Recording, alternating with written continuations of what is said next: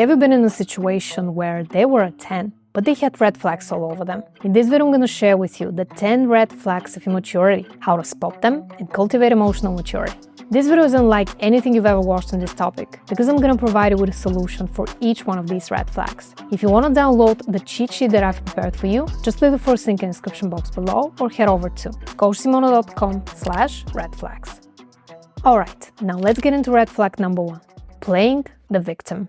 Typical signs of playing the victim are feeling like the whole world is against you, being overly dramatic to the point of alienating others, and asking the question, why me, about everything that doesn't go your way. Now, before I give you the solution, I want you to ask yourself one simple question. What do I gain by playing the victim? You might be playing the victim because you're afraid that if you take responsibility for your emotions, it means you have to admit that you're the one who's actually responsible for your negative thoughts and feelings. Or you may like the attention or the sympathy that you get from the other person. By complaining about the way you feel and playing the victim card, you might be trying to gain attention or some form of affection.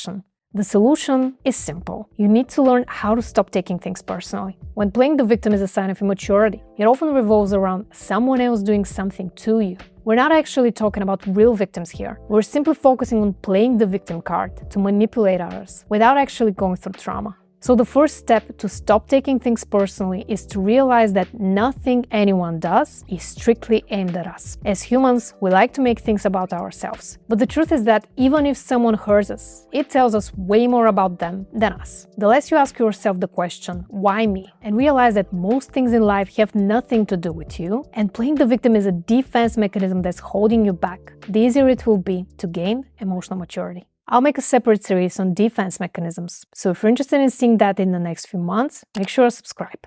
Now let's get into the second red flag, which is blaming others. Blaming others could look like not taking responsibility for your emotions and holding other people accountable or the circumstances for feeling a certain way. By becoming aware of that part of you that actually likes to blame others, it will no longer hold its power over you. Sometimes we blame others because we're not aware of our shadow self, which is something I made an entire video on.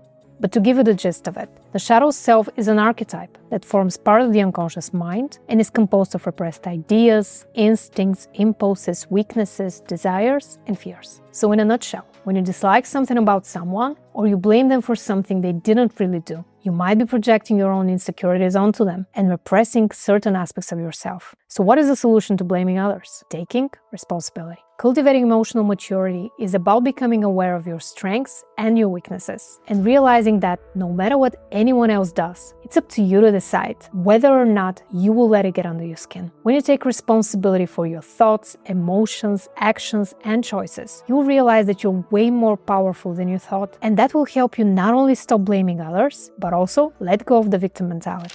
The next red flag you need to be aware of is seeking attention and external validation. One of the signs you might be struggling with emotional maturity is you seek attention and external validation, or you want to be acknowledged, recognized, and praised for your achievements. We all seek attention, whether we realize it or not, but some of us do it excessively, to the point of relying on external validation to feel good about ourselves. So how can you spot attention-seeking behavior? If you or someone you know constantly needs approval, they say or do things just to get a certain reaction out of someone. They're loud, flashy, in your face, to the point of self-deprecation. That is a classic telltale sign of attention-seeking behavior. So what is the solution to stop seeking attention and external validation? Focusing on yourself. What you need to do is reconnect with yourself and understand what you're actually trying to avoid by focusing on others. One of the first steps to focus on yourself is to learn how to meet your own emotional needs without relying on external validation or seeking attention to feel like you matter. You matter, always, by default. You don't need to prove yourself. Your worth is inherent and you're already enough. Remember that next time you start gossiping or you feel like making a dramatic entrance. It is simply not worth it. Let go of that impulse and move on. And if you want my proven step-by-step framework that will help you focus on yourself and love yourself unconditionally, check out the Self-Love Toolkit by visiting www.theselflovetoolkit.com.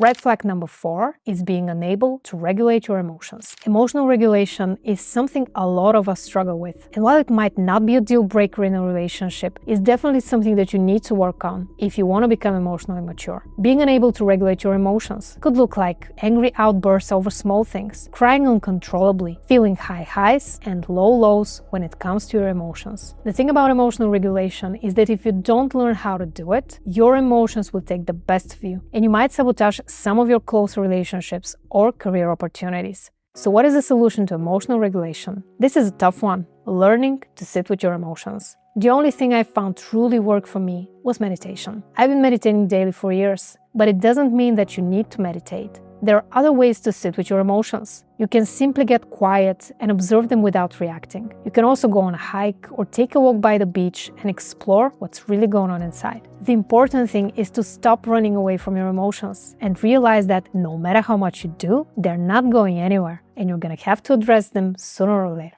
The next red flag is caring too much about what other people think of you. When you're too focused on what other people think of you, you spend your time and energy on things that actually don't matter. I'm not talking about taking care of yourself or being a decent human being. This is about excessive focus on your self-image, to the point of being debilitated by other people's opinions. For some people, it could even transform into adelophobia, which is fear of being imperfect. I already did a podcast episode on this topic, so I won't get into more details about it now. You might be wondering, how is caring too much about what other people think of you a red flag? Well, it means that you spend an exuberant amount of time focusing on your flaws instead of simply living your life. When you're too focused on what other people think of you, you spend your time and energy on things that actually don't matter. So the solution is to accept your imperfections. When you become okay with who you are, you will no longer let others determine your worth. You will know it's okay to not do it perfectly. We all make mistakes, and that's just part of being human.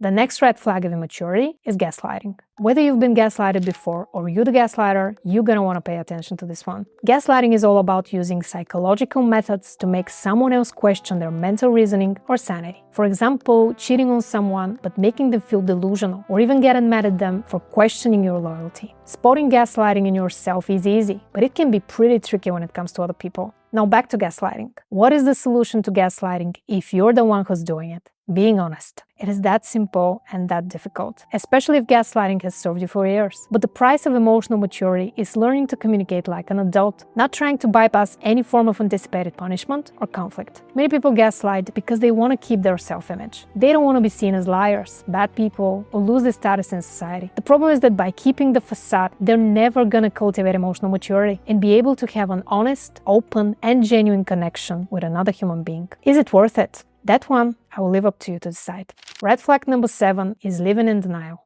One of the signs of immaturity is refusing to accept what's really going on and preferring to live in denial instead. What does living in denial look like? And when does it become more than a temporary coping mechanism? When you refuse to let go of the fantasy you've created for yourself. For example, you might realize that if you don't change, you might lose the person you love. But you refuse to do it because you justify it by thinking that if they really loved you, they would accept you as you are. Well, that is true to a certain degree. We all need to learn how to communicate effectively and accommodate each other in a relationship, since we all have flaws and shortcomings. So what is the solution to living in denial? Having the courage to accept life as it is. Instead of creating an illusion and living comfortably in it, you develop the strength to face reality and understand that no matter how much you want to sugarcoat this, the past is just a story in your mind and the future is uncertain. So the present moment is the only thing we really have. So we might as well accept it for what it is. Red flag number 8 is being afraid to be vulnerable. To a degree, we've all struggled with this after being hurt or betrayed by someone. I'm talking about being pathologically afraid of showing any signs of vulnerability or weakness. That is when it becomes a red flag of immaturity. One of the most frustrating things about being in a relationship with someone is giving them all your love and affection and seeing that they're unable to reciprocate. While it might be a result of trauma or painful negative experiences from the past, we need to be able to go past it if we want to cultivate emotional maturity. So what is the solution to being afraid of being vulnerable and intimate with the other person? Learning to trust yourself and trust others. For some of us, lack of vulnerability might be related to lack of self-trust, meaning If they hurt me, I won't be able to cope. And for some of us, it might be lack of trust in others. And the way you would interpret it would be, I don't want to show vulnerability because they might hurt me like anyone else has done before. But the truth is that the only way to connect with others genuinely is to accept that sometimes we might hurt them and sometimes they might hurt us. And we always have two choices. We can either accept it and work on it together or realize that it's crossing our boundaries and it's time to move on. Red flag number 9 is complaining and venting.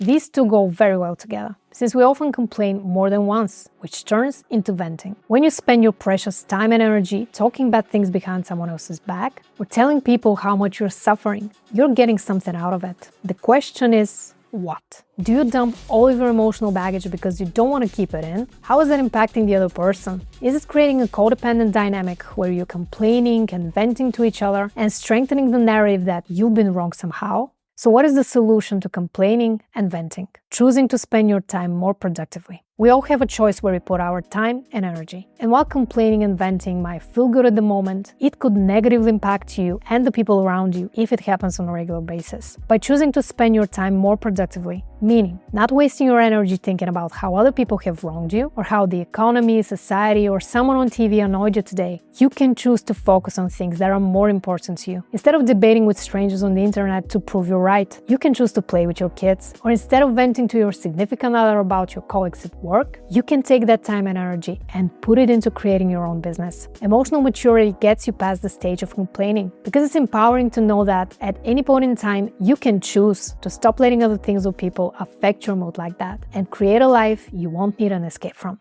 The next red flag of immaturity is lack of empathy.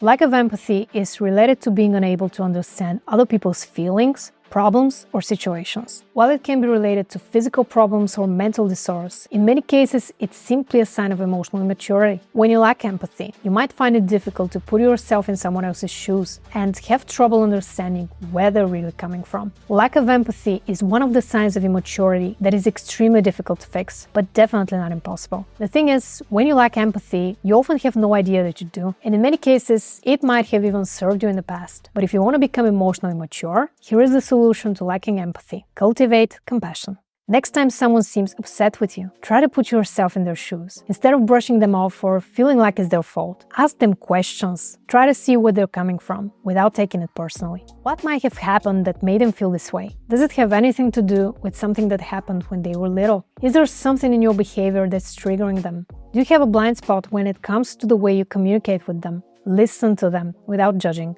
See them for who they truly are, not the stories you've created for them to fit your own narrative. Sometimes you don't even have to provide a solution.